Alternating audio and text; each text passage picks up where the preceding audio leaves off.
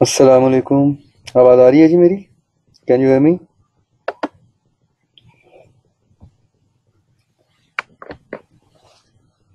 Okay, great. Welcome back. We will start in a few minutes. In the meantime, अगर किसी का कोई question है तो प्लीज़ पूछ लें। अल्लाह का शुक्र, I am perfectly fine, Navi, thank you. If anyone has any question from the previous discussion, हमने हेल्थ एंड सेफ्टी लॉज को डिस्कस किया था, हमने एम्प्लॉयमेंट लॉज को डिस्कस किया था।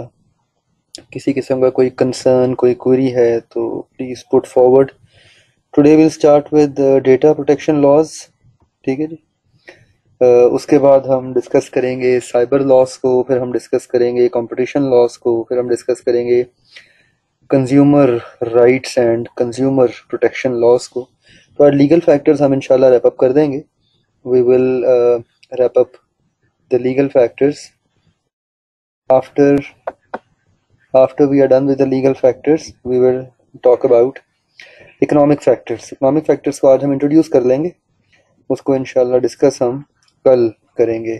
ठीक है।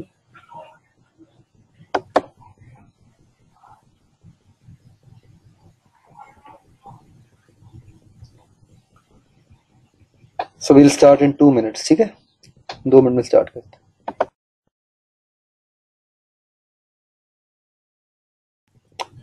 रिजल्ट आपका बड़े फिक्स टाइम पे आता है एंड 12 नवंबर को आपका रिजल्ट आ रहा है कैफ का, 12 नवंबर को, and that's pretty fix time.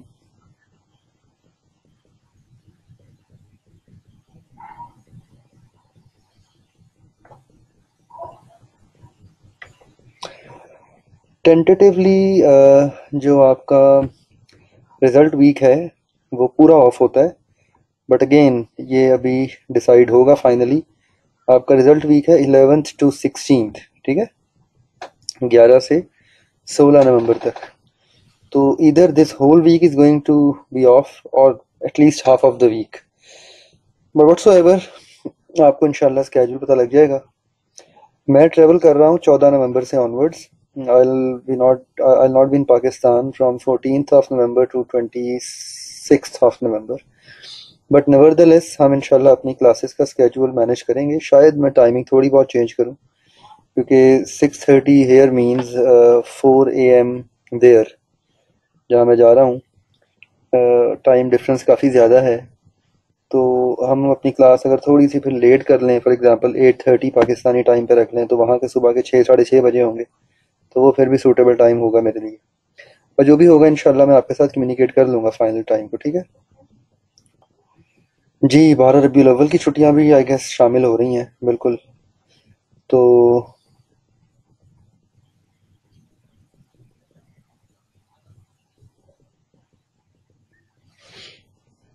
Ji ji, obviously आप लोगों की ईज भी देखनी है, फिर अपना भी टाइम देखना है, तो I am not willing to skip any class.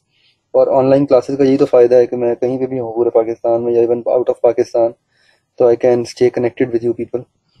So don't worry, we will set time which is comfortable for all of us.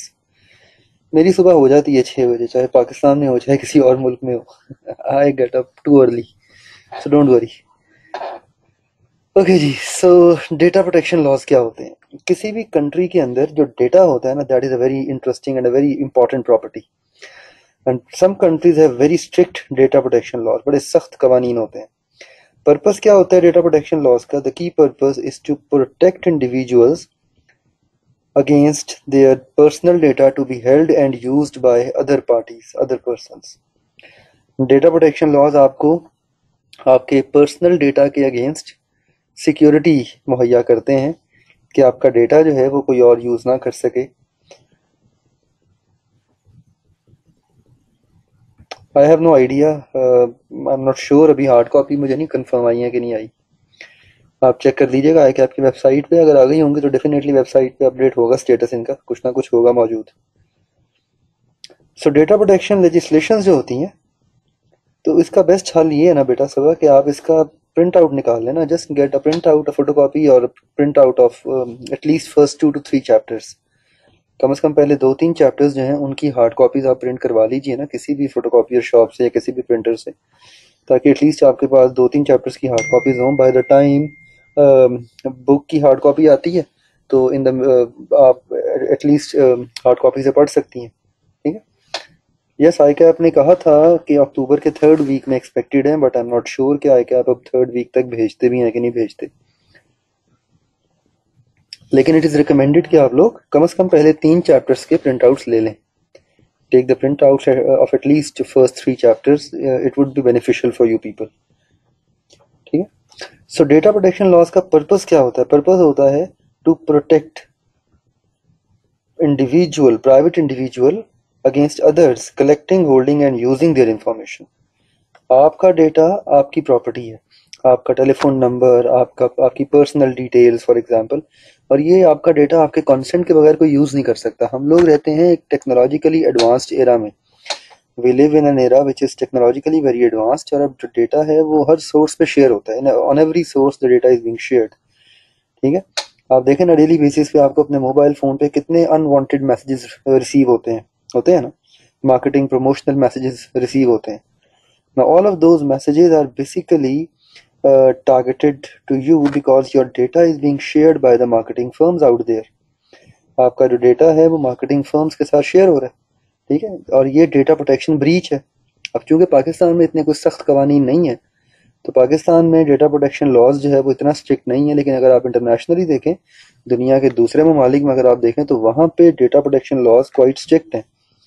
So it is considered illegal when an organization gather and hold personal data without justifiable reason and use that data without your permission। तो दुनिया में किसी भी मुल्क के अंदर ये एक क्रिमिनल ऑफेंस है कि कोई भी कंपनी आपका डेटा आपकी मर्जी के बगैर होल्ड करे और उसको यूज करे। ठीक है ना, तो ये क्रिमिनल ऑफेंस कहलाता है। So someone holding and using personal data about individual should also be under legal obligation। तो उसके ऊपर वो लीगल ऑब्लिगेशन होती है। फॉर एग्जांपल जैसे टेलीकॉम कंपनीज हैं, अब टेलीकॉम कंपनीज जो हैं वो यूजर्स का डेटा होल्ड करती हैं। ठीक है। लेकिन फिर उसके ऊपर ये लीगल ऑब्लिगेशन होती है कि they have to make sure that the data is accurate and they have to make sure that the data is secured. आप देखें ना, इधर आप लोग मैट्रिक या एफएससी या इंटर करते हैं और फौरन उसके साथ ही आपको अपने मोबाइल पे अकेडमीज के और कॉलेजेस के मैसेज आने शुरू हो जाते हैं। होता है कि नहीं होता? कैसे उनको पता लगा जी कि आपने एफएससी कर ली है या आपने मैट्रिक कर लिया? How would they know? Because board of intermediate and secondary education में कुछ लोग हैं जो आपका डेटा ब्रीच करते हैं, आपका डेटा शेयर करते हैं, और अकेडमीज पे करती हैं वो डेटा परचेज करने के लिए, specially mobile phone, specially your telephone number, your home address, your name, पूरा डेटा शेयर होता है। तो डेटा जो है ये बड़ा इंपॉर्टेंट है, और आपका डेटा जिस सोर्स पे शेयर होगा ऑटोमेटिकली वो डेटा जो है वो फिर वहाँ पे इस्तेमाल होगा। So data protection laws basically किसी भी इंडिविजुअल पे अप्लाई होते हैं who is holding personal data about individuals. ठीक है। What is personal data? अब हम डिफाइन करेंगे पर्सनल डेटा क्या होता है। सो फार अभी हमने डिस्कस किया डेटा प्रोटेक्शन लॉज क्या होते हैं, what are data protection laws, और what are the purposes of data protection laws. So अभी तक हमने यहाँ पे मेनली डिस्कस किया है what are data protection laws, and we discussed purpose of data protection laws। so far हमने data protection laws को और उनके purpose को यहाँ पे डिस्कस किया है। now we'll talk about what is personal data। personal data किसे कहते हैं? data about any living individual, किसी भी जिंदा जीते जागते इंसान का डेटा पर्सनल डेटा कहलाता है। Data of any living individual is personal data, where individual can be identified from the data। आपकी पहचान होती है आपका डेटा। पर्सनल डेटा दो किस्म का होता है, 2 types of personal data. Personal data जो है ये 2 किस्म का होता है। There are 2 types of personal data। एक होता है ऑर्डिनरी पर्सनल डेटा और एक होता है sensitive personal data. Ordinary personal data means आपका नाम, for example your name, your home address for example, ऐसा डेटा जो अगर किसी सोर्स पे शेयर हो भी जाए तो it is not of a very grave concern, कोई बहुत बड़ा कंसर्न नहीं है। Sensitive personal data is more important. आपका मोबाइल नंबर फॉर एग्जाम्पल, आपका एथनिक ओरिजिन, ज़ात पात, political opinion, religion, trade union membership, physical mental health, liking disliking, ये सारा सेंसिटिव पर्सनल डेटा कहलाता है। सेंसिटिव पर्सनल डेटा अगर किसी सोर्स पे शेयर होगा तो that is a quite concern, ठीक है, ये एक कंसर्न है। इन मेनी कंट्रीज, बहुत सारे ममालिक के अंदर, holding personal data about individual, any company जो किसी भी इंडिविजुअल का पर्सनल डेटा होल्ड करती, they have to get themselves registered with the government department. उनको अपने आप को गवर्नमेंट डिपार्टमेंट से रजिस्टर करना पड़ता है, because they have to justify that why are they holding your data, ठीक है, and what is the reason for using it. Pakistan में अगेन अनफॉर्चुनेटली बड़े क्रिटिकल और बड़े वीक रूल्स हैं, इतने कुछ सख्त कवानीन नहीं है डेटा प्रोटेक्शन के हवाले से। But if you talk about international level, तो वहाँ पे डेटा प्रोटेक्शन के बड़े सख्त कवानीन मौजूद हैं। Data protection legislation only applies to particular categories of data. डेटा की दो मेन कैटेगरीज होती हैं, डेटा की दो मेन कैटेगरीज होती हैं। एक होता है regulated data, categories of data दो होती हैं मेन, एक को हम कहते हैं रेगुलेटेड डेटा एंड एक को कहते हैं non regulated data. Regulated data and non regulated data. Regulated data का मतलब है वो डेटा जो सेकेंडरी सोर्स पे पड़ा हुआ हो, और नॉन रेगुलेटेड डेटा वो होता है जो प्राइमरी सोर्स से अवेलेबल हो। इसकी सोर्स सेकेंडरी होती है और इसकी जो सोर्स है वो प्राइमरी होती है, इसकी सोर्स प्राइमरी होती है। सेकेंडरी सोर्स से मुराद है, फॉर एग्जांपल पैक के पास आपका डेटा मौजूद है, ये प्राइमरी सोर्स है। पैक ने आपसे आपसे एक एडमिशन फॉर्म के थ्रू आपका डेटा लिया है ना, आपका नाम, आपका एड्रेस, आपका टेलीफोन नंबर, आपके एकेडमिक बैकग्राउंड, आपके क्रेडेंशियल्स, ठीक है, आपने मैट्रिक किया हुआ है, एफएससी की हुई, आपके क्या ग्रेड्स हैं, क्या रिजल्ट है, आपका परसेंटेज कितनी है, ये सारा data primary data, it is non regulated data. इस डेटा पे कोई लेजिस्लेशन अप्लाई नहीं होती, ठीक है ना। हाँ, लेकिन पैक के प्लेटफॉर्म से अगर ये डेटा कोई और कंपनी यूज करेगी, so then it will become regulated data. पैक के प्लेटफॉर्म से अगर कोई और फर्म इसको यूज करेगी, so it will become regulated data, फिर ये बन जाएगा रेगुलेटेड डेटा। जैसे 22 लाहौर के पास जो डेटा मौजूद है वो रेगुलेटेड डेटा है आपका, वो अगर कोई और फर्म यूज करेगी तो वो उस पर अप्लाई होगी लेजिस्लेशन। तो वो कहते हैं नॉन रेगुलेटेड डेटा के ऊपर लेजिस्लेटिव प्रोटेक्शन अप्लाई नहीं होती। फॉर एग्जांपल, एक इंडिविजुअल जो है वो अपनी कंज्यूमर प्रेफरेंस बता रहा है किसी मार्केटिंग फर्म को कि उसे गाड़ी का कलर कौन सा पसंद है, उसे चॉकलेट पसंद है या उसे पोटैटो चिप्स पसंद है, तो ये नॉन रेगुलेटेड डेटा है। जिस डेटा को शेयर करने में आपकी विलिंगनेस शामिल हो, दैट इज नॉन रेगुलेटेड। जिस डेटा को शेयर करने में आपकी विलिंगनेस ना शामिल हो, दैट बिकम रेगुलेटेड, उसे रेगुलेट कर दिया गया, ठीक है ना। So this type of information is outside data protection legislation. जैसे फॉर एग्जांपल, आप जाते हैं किसी डिपार्टमेंटल स्टोर पे, किसी ग्रोसरी शॉप पे, तो वहाँ पे मार्केटिंग के लोग खड़े होते हैं, वो आपसे बेसिक इन्फॉर्मेशन पूछ लेते हैं जी, अच्छा आपको कौन सा पर्टिकुलर प्रोडक्ट पसंद है या आपकी लाइकिंग डिसलाइकिंग क्या है regarding any product. So that is non regulated data, ठीक है ना। So there are different categories of data and data protection laws primarily are applied on, हाँ, जैसे फीडबैक, एग्जैक्टली, ये भी नॉन रेगुलेटेड होता है। सो किसी भी ऑर्गेनाइजेशंस के लिए लीगल रिस्ट्रिक्शंस एग्जिस्ट करती हैं on obtaining and using the data. आप लीगली बाउंड होते हैं। Organizations that hold and use personal data about individual are required to comply with regulations relating to how the data is gathered, stored, kept secure from unauthorized access। ये इदारों पे, और अगर उन इदारों के प्लेटफॉर्म से डेटा चोरी हो रहा है आपका, तो आपके पास ये कंप्लीट राइट है कि आप लीगल एक्शन ले सकते हैं उस इदारे के खिलाफ भी और उस इदारे के खिलाफ भी जो आपका डेटा यूज कर रहा है, दोनों के खिलाफ। जिस इदारे से आपका डेटा ब्रीच हुआ और जो इदारा आपका डेटा यूज कर रहा है, you have a complete right to take any legal action against those organisation. ये जो डेटा को सिक्योर करना और डेटा को ब्रीच ना करना और रेगुलेशंस को इम्प्लीमेंट करना, इसके लिए फिर there are some principles of data security. जो ऑर्गेनाइजेशंस डेटा होल्ड करती हैं, उन्हें फिर डेटा सिक्योरिटी के कुछ प्रिंसिपल्स यूज करने पड़ते हैं, so that they can make sure that the data is not breached, data is only available to authorised access. ये बड़ा इंपॉर्टेंट क्वेश्चन बन सकता है। अच्छा, इंटरेस्टिंगली अभी तक लीगल फैक्टर में से पेपर में कभी सवाल नहीं आया, not even a single attempt. 11 attempt हो चुकी हैं, 12वीं आपकी होगी। और अभी एक दफ़ा भी एग्जामिनर ने क्वेश्चन पुट नहीं किया ऑन लीगल फैक्टर्स किसी भी किस्म के लॉ के ऊपर, employment law, health and safety law, data protection law, तो काफ़ी वसी चांसेस हैं कि इस दफ़ा एग्जामिनर इसके ऊपर क्वेश्चन पुट करेगा। प्राइमरी डेटा वो जो आपने खुद शेयर किया है किसी इदारे के साथ, अगर वो इदारा उस डेटा को यूज़ कर रहा है फिर वो नॉन रेगुलेटेड है, फिर आपके पास ये राइट नहीं है लीगल एक्शन लेने का। मौजूद पैक अगर आपको मार्केटिंग कंपेन करे या पैक आपको एसएमएस के थ्रू किसी आने वाले फॉर एग्जांपल किसी नए प्रोडक्ट या किसी नए प्रोजेक्ट के बारे में आगाह करे, so you can not take any action against पैक, क्योंकि वो डेटा नॉन रेगुलेटेड है, वो आपने खुद दिया है पैक को। हाँ, पैक के प्लेटफॉर्म से अगर आपका डेटा ब्रीच हो, ब्रीच का मतलब होता है चोरी हो, BREACH, पैक के प्लेटफॉर्म से अगर आपका डेटा ब्रीच हो और वो कोई थर्ड पार्टी यूज करे, then it will become secondary data. ठीक। चैप्टर नंबर 2 की अगेन वही बात है, कंटेंट को आइडेंटिफाई करें। फॉर एग्जांपल इसके अंदर अभी तक जो हमने डिस्कस किया है, इसमें ये कंटेंट है, ठीक है, जिसमें इन दो क्वेश्चंस के आंसर्स मिल रहे हैं आपको। पर्सनल डेटा की टाइप्स क्या हैं, ये कंटेंट है। कैटेगरीज ऑफ डेटा क्या है, ये कंटेंट है। तो आप इसके पोर्शंस बना लें, हर टॉपिक के आप छोटे छोटे पोर्शंस बना लें और उनके ऊपर उनके की क्वेश्चंस नोट डाउन कर लें।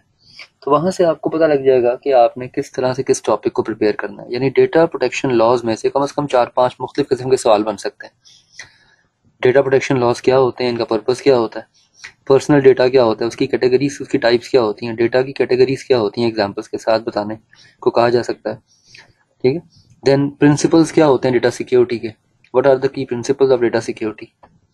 इस तरह से आप इसको प्रिपेयर करेंगे तो इंशाल्लाह उम्मीद है कि आप टाइमली और अच्छे तरीके से इसको प्रिपेयर कर पाएंगे।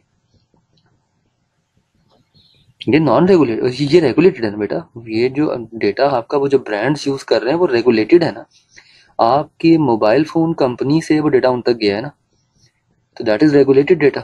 ठीक है। इट मीन्स के प्रिंसिपल्स ऑफ डेटा प्रोटेक्शन उस पर अप्लाई होते हैं और उसमें आपका कंसेंट शामिल नहीं है, उसमें आपका कंसेंट शामिल नहीं है। So there are various principles of data protection and data security. एक लिस्ट है आपके सामने 7 प्रिंसिपल्स की। पहला प्रिंसिपल क्या होता है, personal data must be obtained and processed fairly and lawfully. जी बिल्कुल ये इलीगल है, लेकिन अनफॉर्चुनेटली पाकिस्तान में इसके अगेंस्ट बड़े कुछ सख्त कवानीन मौजूद नहीं है।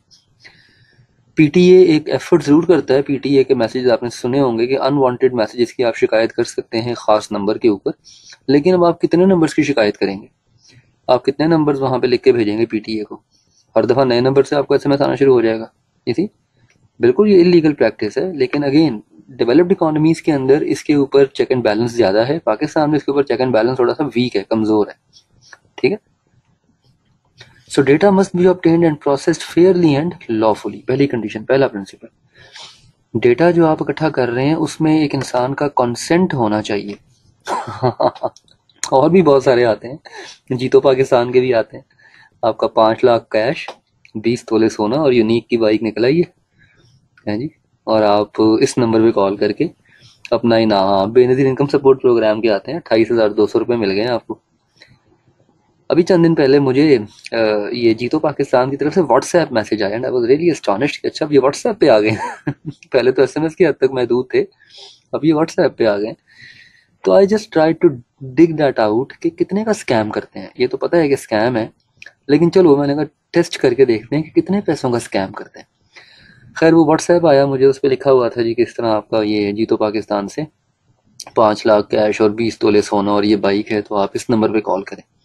आई डायल्ड दैट नंबर, तो उस नंबर पे एक IVR चल रही थी, इंटरेक्टिव वॉइस रिकॉर्डिंग चल रही थी, और वो एक इंडिविजुअल था, वो IVR के थ्रू मुझसे कांटेक्ट कर रहा है, बात कर रहा है जी कि आपका ये नाम निकला है, आपको मुबारक हो, और आप उसने एक और नंबर नोट करवाया कि आप इस नंबर पे कॉल करें और आप इस नंबर पे कॉल करके उन्हें बताएं, तो वो आपको बताएंगे कि आप अपना इनाम कैसे रिसीव कर सकते हैं। Okay fine, I call the next number. ठीक है, मैंने अगले नंबर पे कॉल की, तो उस नंबर पे फिर एक और इंडिविजुअल था। अच्छा वो IVR नहीं थी, वो बंदा था, इट वॉज नॉट IVR। खैर उससे मैंने कहा जी किस तरह मेरा इनाम निकला है, कहता हाँ जी बिल्कुल, अपना शनाख्ती कार्ड नंबर दें। मैंने उससे अपना फैब्रिकेटेड शनाख्ती कार्ड नंबर बताया, फेक नंबर दिया। उसने कहा हाँ जी यही नंबर है आपका, बिल्कुल आपका इनाम निकला है। तो आप बताएं, आप अपना जो इनाम है वो कहाँ रिसीव करना चाहेंगे? घर पे अपने लाहौर में, और इधर you would come to Karachi to receive it? तो आई टोल्ड हिम, नहीं, मैं मुझे ये इनाम मेरे घर पे चाहिए ऑब्वियसली। तो कहता अच्छा ठीक है, फिर आप ऐसा कीजिए, आप ना एक वो डिलीवरी चार्जेस पे कर दीजिए, 1550 रुपीज़, 1550 रुपये, ईजी पैसा करा दें। यानी ये पूरा स्कैम 1550 रुपये का था। ये पूरा स्कैम जो है ये 1550 रुपये का था। अब इतनी छोटी अमाउंट का स्कैम आप रिपोर्ट भी नहीं कर सकते, लेकिन वो करते इतने मैसेज के साथ हैं, वो इतने ज़्यादा लोगों के साथ करते हैं कि वो मिलियंस ऑफ रुपीज़ बन जाते हैं इसी। तो ये आपके कंसेंट के बगैर अगर आपका डेटा कोई चोरी कर रहा है, तो ये डेटा प्रोटेक्शन लॉज की ब्रीच है, ठीक है। तो some time it is lawful to hold and use personal data for specific reasons. Obviously जैसे पैक के पास आपका डेटा मौजूद है तो उसके पीछे एक वजह है ना, आप पैक के स्टूडेंट है। हाँ, अगर 1500, अगर 1000 लोगों के साथ भी वो स्कैम करें तो it makes it like 15 lakh rupees, ठीक है। So that's a huge amount, ये मिलियंस में चला जाता है। ऐसा ही होता है ना, वो मैसेज को टारगेट करते हैं, वो मैसेज को टारगेट करते हैं। वैनी आप, तो personal data lawfully and fairly हो, number one, personal data should be obtain only for a specific reason, वजह के बगैर नहीं होना चाहिए। आपके पास एक रीजन होनी चाहिए डेटा को कलेक्ट करने की। फॉर एग्जाम्पल, अगर आप स्टूडेंट हैं बैंक के, तो बैंक के पास एक रीजन है आपका डेटा कलेक्ट करने की। अगर आप कस्टमर हैं मोबिलिंक के, तो उनके पास एक रीजन है आपका डेटा होल्ड करने की। अगर आप कस्टमर हैं मैकडोनल्ड्स के, तो उनके पास एक रीजन है आपका डेटा कलेक्ट करने की, ठीक है ना। तो has to be a reason. Data must not be excessive, must be accurate and must be relevant. जो डेटा कलेक्ट कर रहा है इदारा, वो एक्यूरेट हो, वो रेलिवेंट हो, वो एक्सेसिव ना हो, ठीक है ना। फॉर एग्जाम्पल, पैक आपका डेटा कलेक्ट कर रहा है, तो पैक चूंकि एक तालीमी इदारा है, तो pack will only ask you about your academic grades, academic records. Pack will never ask you कि आपको खाने में सब्जी कौन सी पसंद है, या आपका ब्लड ग्रुप क्या है, फॉर एग्जाम्पल। ये सिर्फ वही डेटा कलेक्ट करेंगे ना जो रेलिवेंट है। या अगर एक मार्केटिंग कंपनी है, लेट्स से नेस्ले है, वो कंज्यूमर फीडबैक ले रहा है, तो वो they might be interested in knowing your liking and disliking regarding certain products. तो data must be relevant, must not be excessive, ठीक है, and must be accurate, accurate होना चाहिए। Data must not be held longer than necessary. Data एक खास वक्त के लिए आप होल्ड कर सकते हैं, उसके बाद आपको डेटा को डिस्कार्ड कर देना होता है, ज़ाया कर देना होता है। Data can not be held longer than necessary. Data must be processed in accordance with the rights of the individual. आपके राइट्स के बगैर आपका डेटा नहीं प्रोसेस किया जा सकता। और आपका राइट क्या है? For example, you have the right to object the use of your personal data for direct marketing messages. जो भी हमने एग्जाम्पल ली, SMS मार्केटिंग, आपके पास ये राइट है कि आप कंपनीज के अगेंस्ट एक्शन ले सकें। अगेन, पाकिस्तान में ये बड़े वीक लॉज हैं इसके ऊपर, अनफॉर्चुनेटली कोई कानून नहीं है सच, और बड़े धड़ल्ले से मतलब फुली कॉन्फिडेंटली लोग जो हैं वो इस तरह के स्कैम्स चला रहे हैं, ठीक है ना। तो you have all the right to ask an organisation to stop sending you direct messages. इसी तरह आपका ये भी राइट है कि आप किसी भी वक्त चेक कर सकते हैं कि किस इदारे ने आपका कितना डेटा होल्ड किया हुआ है। इंटरनेशनली तो वो इस तरह से है कि इंटरनेशनली एक होता है number, social security number, SSN कहलाता है। हर जगह पे आपका वो SSN इस्तेमाल होता है, हर जगह पे वो आपका SSN चलता है। यानी आप एक पोर्टल है, वहाँ आप SSN डालें तो वो आपको पूरे अमेरिका में या यूरोप में, जहाँ मतलब भी आप प्लेस हैं फॉर एग्जांपल, वो आपको सारे के सारे आउटलेट्स निकाल के बता देगा कि आपका डेटा किस किस इदारे के पास मौजूद है। तो यहाँ पे भी इस तरह का एक सिस्टम बनाया जा सकता है कि आपका जो नेशनल ID कार्ड नंबर है, उसके थ्रू आप एक्सेस कर सकें कि आपका डेटा पूरे पाकिस्तान में किस किस इदारे के पास है, किस टेलीकॉम कंपनी के पास है, किस कॉलेज के पास है, किस फास्ट फूड चेन के पास है, फॉर एग्जाम्पल, ठीक। Personal data must be kept secured, obviously unauthorised access नहीं होनी चाहिए। जो इदारा, SSN कहते हैं सोशल सिक्योरिटी नंबर को, जिस तरह पाकिस्तान में हमारा NIC नंबर होता है ना, ID कार्ड नंबर होता है, इंटरनेशनली सोशल सिक्योरिटी नंबर होता है, यूनिक नंबर होता है इंडिविजुअल का। So personal data must be kept secure. Personal data जो है आपका सिक्योर होना चाहिए, अनऑथराइज्ड एक्सेस नहीं होनी चाहिए पर्सनल डेटा की। It must not be accessed in an unauthorised manner. Personal data cross border transfer guidelines होनी चाहिए। पर्सनल डेटा जो है आपका, it must not be transferred to any country where the standards of data protection are not as strict और stricter. अगर आपने data cross border share करना है तो ये मेक श्योर करना पड़ेगा कि जिस मुल्क में आप डेटा भेज रहे हैं वहाँ पे डेटा प्रोटेक्शन लॉज सख्त होने चाहिए। अगर वहाँ पे डेटा प्रोटेक्शन लॉज सख्त नहीं होंगे तो ऑटोमेटिकली वो डेटा आप फिर वहाँ नहीं शेयर कर सकते। तो क्रॉस बॉर्डर ट्रांसफर गाइडलाइंस भी होती हैं, ठीक है। तो ये 7 प्रिंसिपल्स हैं डेटा प्रोटेक्शन के, वेरी इंपॉर्टेंट टॉपिक। 5-6 नंबर का straightforward knowledge based question आ सकता है इसमें से। Briefly explain the key principles of data protection and data security, ठीक है। स्ट्रेट फॉरवर्ड क्वेश्चन बनता है इसमें से। दिस इज ऑल कमेंट्री, ये सारी कमेंट्री है, ये हमने डिस्कस कर लिया है ऊपर।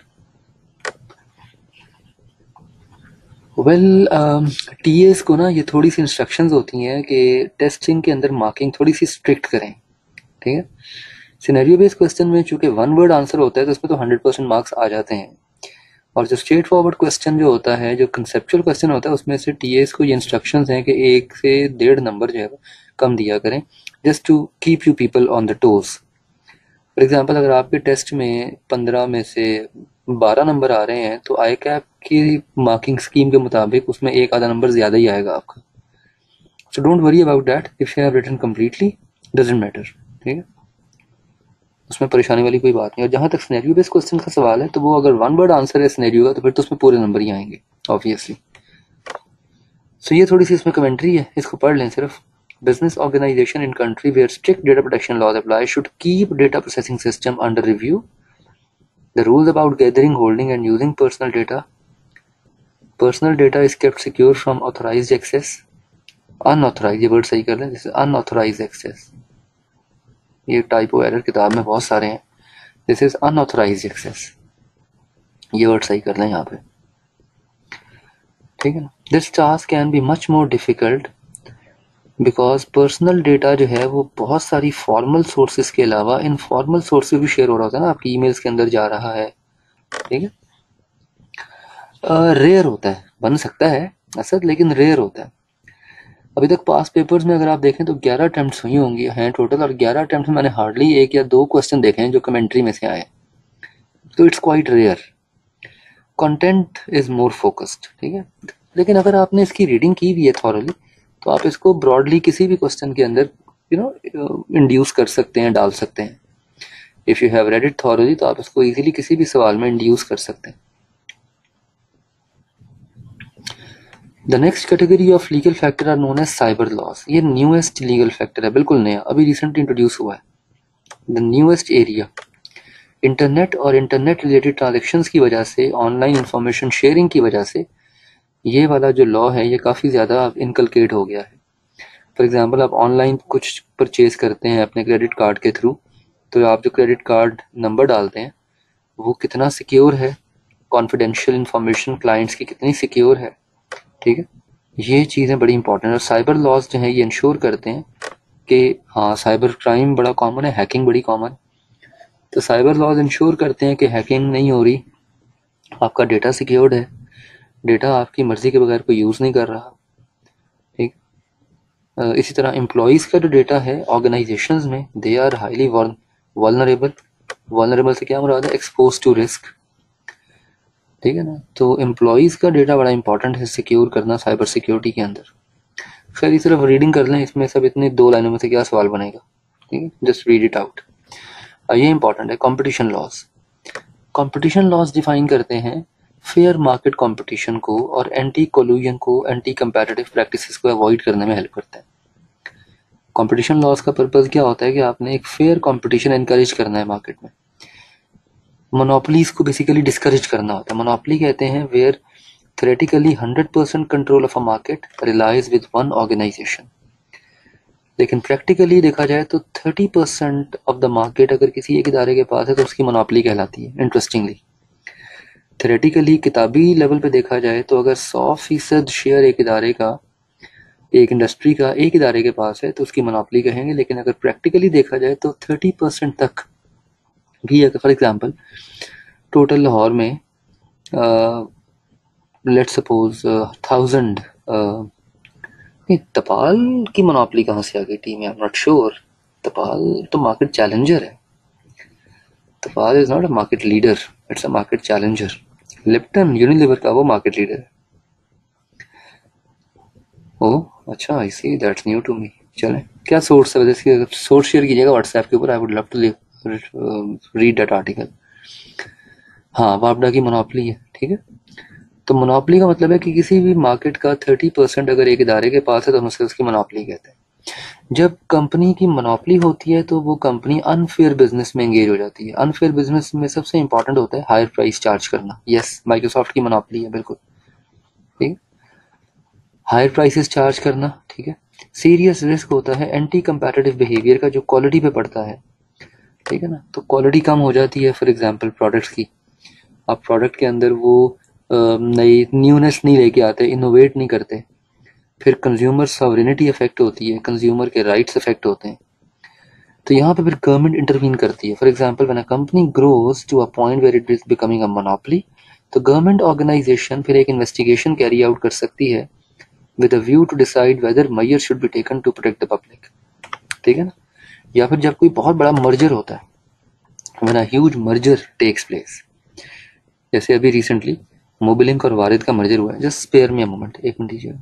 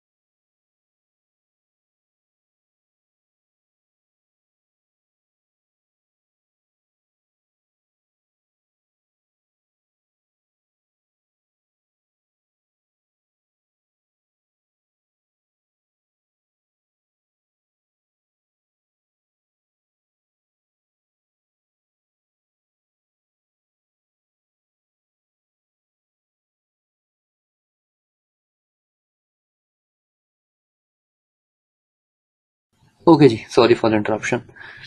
सो बात हो रही थी कि जब कोई दो कंपनीज मर्ज होती हैं आपस में, when a huge merger takes place, जब कोई बड़ा मर्जर होता है, जैसे अभी रिसेंटली मोबिलिंक और जैज और वारिद का मर्जर हुआ, तो फिर भी गवर्नमेंट ऑर्गेनाइजेशन एक इन्वेस्टिगेशन कैरी आउट कर सकती है कि इतना बड़ा मर्जर क्यों हुआ है, ठीक है, with a view of recommending whether it should be allowed to happen, ठीक है। तो क्या ये मर्जर जो है वो होने देना चाहिए या नहीं होने देना चाहिए।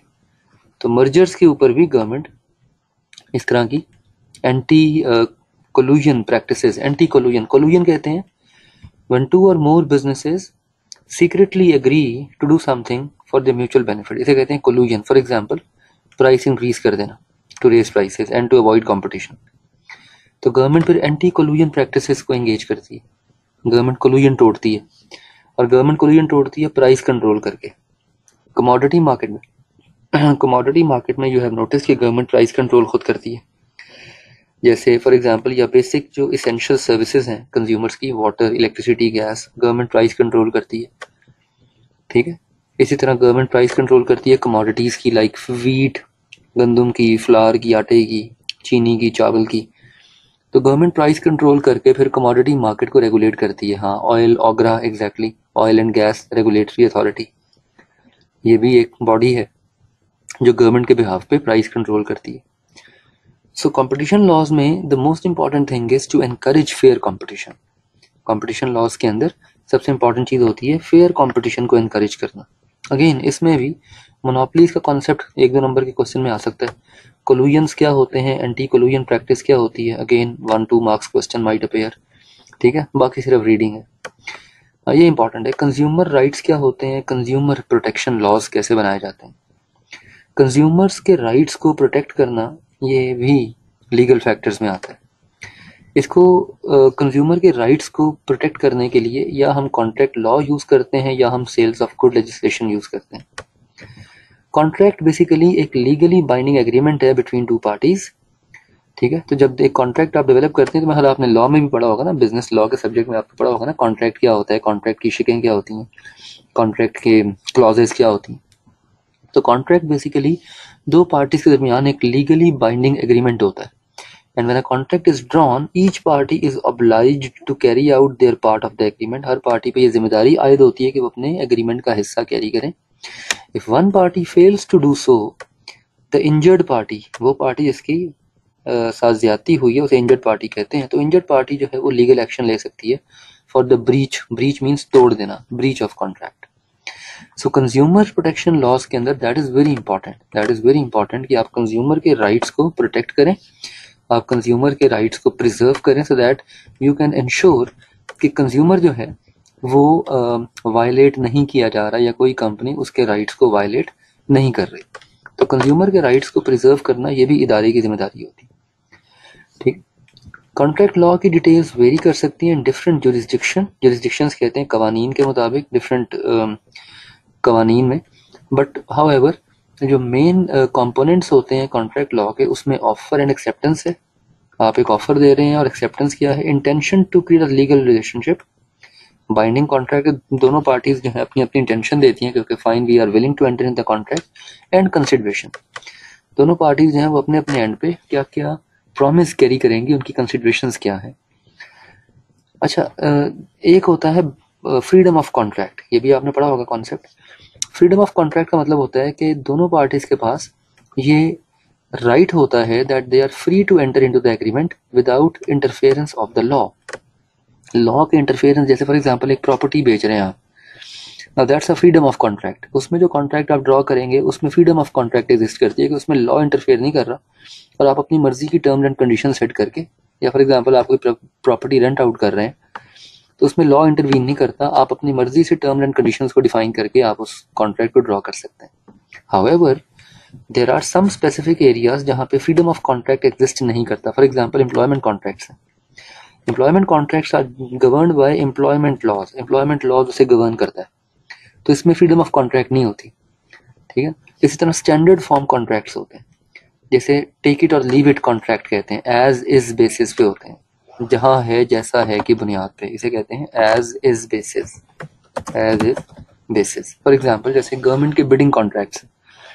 गवर्नमेंट अखबार में इश्तिहार देती है कि उन्होंने बिड करना है एक सर्टेन प्रॉपर्टी को, और वो जो है जैसा है की बुनियाद पे आप उसे परचेज करते हैं. उसमें निगोशिएशन नहीं होती. It does not allow you to negotiate on the terms and conditions. तो स्टैंडर्ड फॉर्म कॉन्ट्रैक्ट आपको निगोशिएशन अलाउ नहीं करते. Standard form contracts do not allow you to negotiate. The contract between consumers and large commercial organizations are nearly always of this kind. या फिर for example contract between consumers and government for domestic necessities, वो भी इसी किस्म के होते हैं. इन्हें कहते हैं स्टैंडर्ड फॉर्म कॉन्ट्रैक्ट. ये भी अगेन शॉर्ट क्वेश्चन है. स्टैंडर्ड फॉर्म कॉन्ट्रैक्ट क्या होता है, कॉन्ट्रैक्ट लॉ क्या होता है, 2-2 नंबर का सवाल इसमें आ सकता है पेपर में. एक दूसरा टूल होता है sale of good legislation. Sale of good legislation is drawn basically buyer and seller, purchaser and the seller. और ये परचेज ऑफ गुड्स के ऊपर अप्लाई होता है. It is only applied on purchase of good. Contract law जो है ये broader होता है. कॉन्ट्रैक्ट लॉ किसी भी किस्म के कॉन्ट्रैक्ट पे आप यूज कर सकते हैं, but sales of goods legislation is only drawn on purchase और selling of some certain products. Sale of good legislation के कंपोनेंट क्या होते हैं? टाइटल है फॉर एग्जांपल, बायर कौन है, सेलर कौन है, उनकी details, description of good. It's as simple as for example you purchase a mobile phone from a shop, तो वो आपको एक रिसीट काट के देता है ना, आपको एक रिसीट देता है बना के. तो वो रिसीट जो है that is a sales of good legislation. Simple as that. उस पर डिस्क्रिप्शन लिखी हुई है, प्रोडक्ट क्या परचेज किया, प्राइस क्या पे की, क्या क्वालिटी थी, कंडीशन क्या थी, वारंटी उसके ऊपर अप्लाई होती है कि नहीं होती है. अगर होती है तो वारंटी कार्ड आपको साथ देगा. ठीक. इसे कहते हैं सेल्स ऑफ गुड लेजिस्लेशन. ठीक है. So that's a very simple way to put it. तो 2 तरीके होते हैं बेसिकली कंज्यूमर के राइट्स को प्रोटेक्ट करने के. एक या कॉन्ट्रैक्ट लॉस के थ्रू कर सकते हैं, या फिर हम सेल्स ऑफ गुड्स लेजिस्लेशन के थ्रू हम कर सकते हैं. तो ये हमने अभी 6 लीगल फैक्टर्स को डिस्कस किया है. Employment laws, health and safety laws, data protection laws, cyber laws, competition laws, consumer rights and consumer protection laws. इन 6 के 6 लीगल फैक्टर्स में से चांसेस आर वेरी ब्राइट के नॉलेज बेस्ड क्वेश्चन आ सकता है. Primarily employment laws are very important. Employment laws बहुत important है, जो हमने शुरू में डिस्कस किए थे परसों. फिर उसके बाद health and safety laws mainly पढ़ लें. Data protection laws are very important. Cyber laws का वैसे ही बहुत थोड़ा सा कंटेंट है. कंपटीशन लॉज इंपॉर्टेंट है. मोनोपोलीज क्या होती हैं, एंटी कोल्यूजन प्रैक्टिस किसे कहते हैं, प्राइस कंट्रोल किसे कहते हैं. ठीक, ये पढ़ लें. Contract consumer rights and consumer protection laws पढ़ लें। कॉन्ट्रैक्ट लॉ किसे कहते हैं, ठीक। सेल्स ऑफ गुड लेजिस्लेशन किसे कहते हैं, so just read it out, ये पढ़ लें, ये इंपॉर्टेंट है। अजान हो रही है, let's take a 2 minutes pause.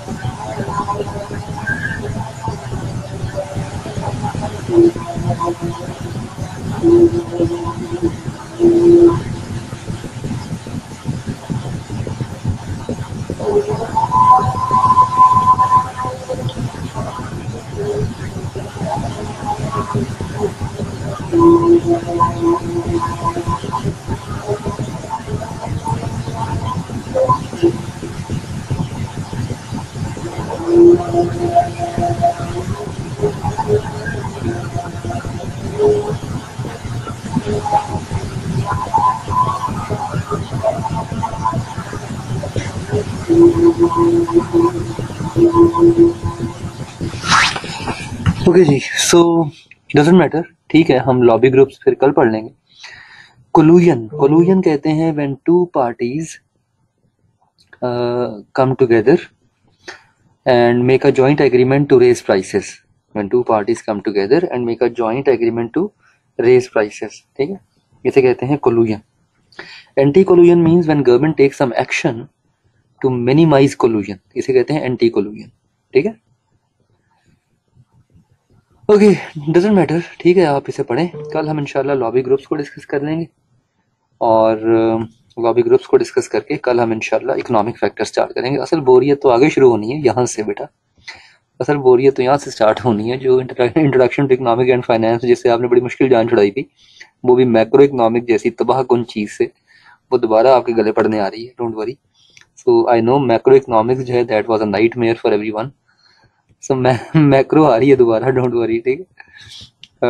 और इसमें सारे मैक्रो इकोनॉमिक इंडिकेटर्स आ रहे हैं, inflation, you know, the expenditure approach, national economy, then interest rate, economic life cycle, everything is coming back, unemployment, so it's coming back, don't worry.